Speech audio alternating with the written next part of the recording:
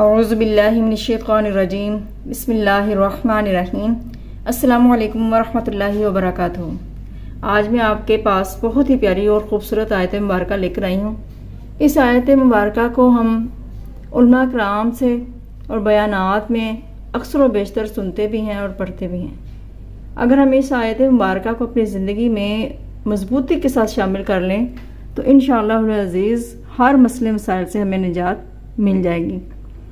سب سے پہلے ہم پڑھیں گے لفظی ترجمہ، تاکہ جب بھی ہم اس آیت کو پڑھیں ہمیں ہر لفظ کا معنی جو ہے وہ سمجھ میں آ رہا ہو اور ہماری زندگی میں اس آیت کو زیادہ مضبوطی حاصل ہو۔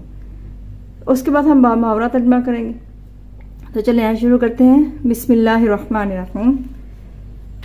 ان اللہ، بے شک اللہ، و ملائکتہ، اور اس کے فرشتے، یصلون، درود بھیجتے ہیں، علی النبی، نبی صلی اللہ علیہ وآلہ وسلم پر، یا ایہا الذین، اے وہ لوگو جو آمنو، ایمان لائے ہو، صلو، درود بھیجو، علیہ، ان پر، وسلمو، اور سلام بھیجو، تسلیماً، خوب سلام بھیجنا۔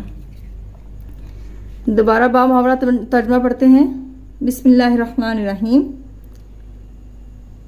ان اللہ وملائکتہ یصلون علی النبی یا ایہا الذین آمنوا صلوا علیہ وسلموا تسلیما۔